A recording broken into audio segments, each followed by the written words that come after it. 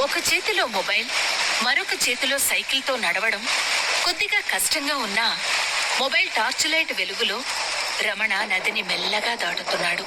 ఒంటరిగా ఉన్నప్పుడే మనిషికి రకరకాల ఆలోచనలు వస్తాయి. పైగా అర్ధరాత్రి అయితే ఇక చెప్పనవసరం లేదు. లోపల కొద్దిగా భయంగా ఉన్నా పైకి మాత్రం ఏదో కూనిరాగం తీసుకుంటూ ముందుకు వెళ్తున్నాడు రమణ. అతన్ని ఎవరో చూస్తున్నట్లు అనిపించి వెనక్కి తిరిగాడు. కాని అక్కడ ఎవ్వరూ లేరు. చెట్టుపై ఉన్న గుడ్లగూబ అతన్నే చూస్తోంది.